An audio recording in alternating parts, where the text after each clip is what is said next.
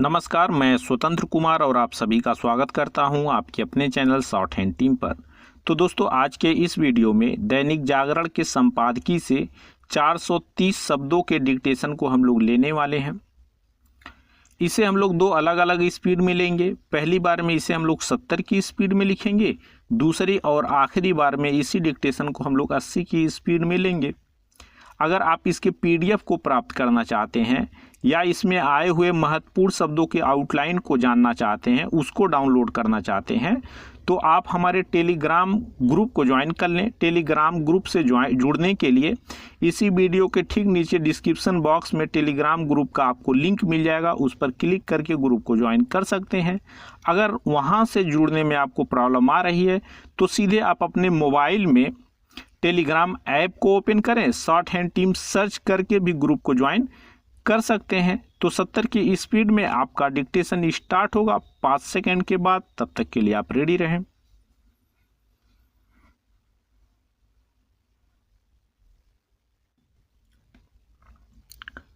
Start. Bharat और America के विदेश एवं रक्षा मंत्रियों की हालिया बातचीत का यह नतीजा भी सामने आना एक शुभ संकेत है कि भारतीय सहयोग वाली चाबहार बंदरगाह परियोजना तेजी से आगे बढ़ेगी और उसे लेकर अमेरिकी प्रशासन कोई अड़ंगा नहीं लगाएगा।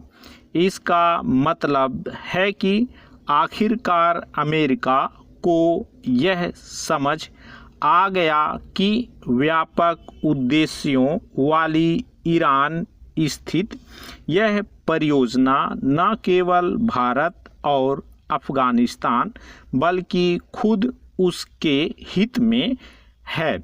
इस परियोजना के आगे बढ़ने से अफगानिस्तान की पाकिस्तान पर निर्भरता कम करने के साथ वहां चीन के दखल को भी सीमित करने में मदद मिलेगी। दक्षिण एशिया में शांति और स्थिरता के लिए जितना आवश्यक यह है कि पाकिस्तान पर लगाम लगाई जाए, उतना ही यह भी कि इस क्षेत्र में चीन के बढ़ते असर को कम करने के हर संभव उपाय किए जाएं।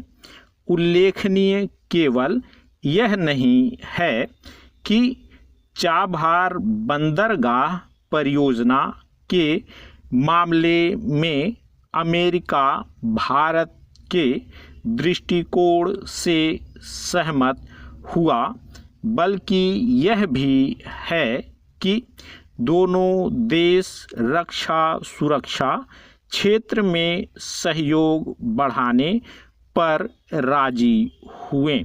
यह काम एक ऐसे समय हुआ जब अमेरिका में चुनाव होने जा रहे हैं। इस कारण कई लोगों ने ऐसे सवाल खड़े किए कि जब अमेरिका चुनाव के मुहाने पर है, तब दोनों देशों के बीच विदेश एवं रक्षा मंत्री स्तर की वार्ता का क्या औचित्य। ऐसे सवालों का यही जवाब है कि दोनों देशों के संबंध अब इतने मजबूत हो गए हैं कि इससे कोई फर्क नहीं पड़ने वाला कि अमेरिकी सत्ता की बागडोर किस दल के हाथों में रहती है।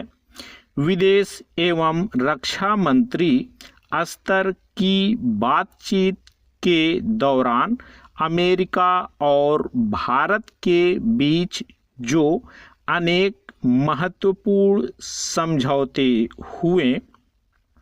वे भारतीय हितों की पूर्ति करने और साथ ही चीन की ओर से पेश की जा रही चुनौती का जवाब देने में मददगार बनने वाले भी हैं।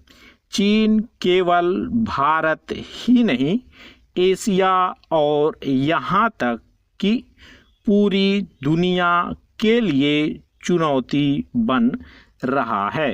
वास्तव में वह विश्व व्यवस्था के लिए खतरा बन गया है।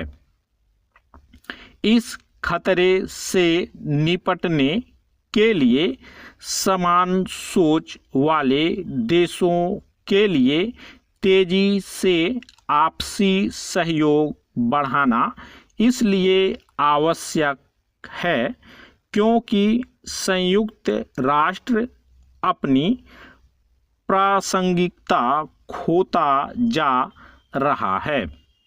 क्या इससे खराब बात और कोई हो सकती है कि चीन के अड़ियल रवैये के कारण संयुक्त राष्ट्र सुरक्षा परिषद कोविड-19 महामारी को लेकर कोई गंभीर चर्चा नहीं कर सकी। बदली हुई परिस्थितियों में यह भी जरूरी है कि भारत ब्रिक्स और शंघाई सहयोग संगठन जैसी संस्थाओं के बजाय स्क्वाड को अधिक प्राथमिकता दे। इससे ही उसे अंतर्राष्ट्रीय स्तर पर अपना कद बढ़ाने में मदद मिलेगी और आज ऐसा करना समय की मांग भी है। स्टॉप। दोस्तों, इसी डिक्टेशन को दूसरी बार में हम लोग 80 की स्पीड में लेंगे और आपका समय स्टार्ट होगा 5 सेकंड के बाद। तब तक के लिए आप रेडी रहें।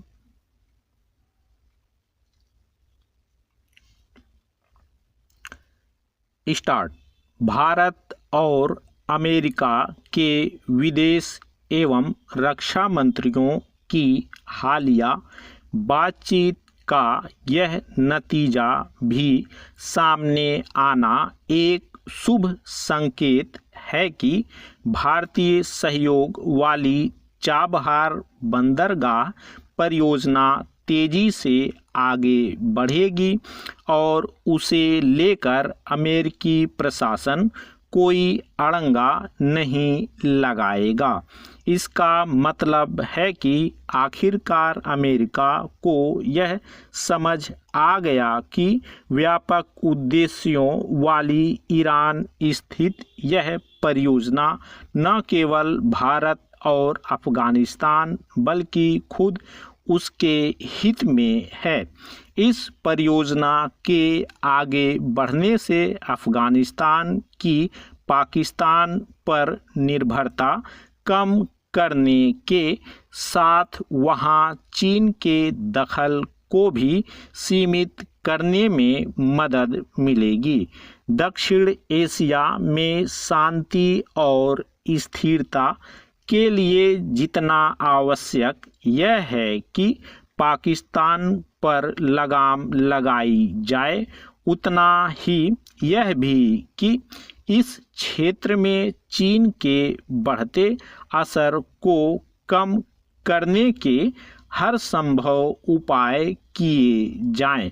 उल्लेखनीय केवल यह नहीं है कि चाबहार बंदरगाह परियोजना के मामले में अमेरिका भारत के दृष्टिकोण से सहमत हुआ, बल्कि यह भी है कि दोनों देश रक्षा सुरक्षा क्षेत्र में सहयोग बढ़ाने पर राजी हुए।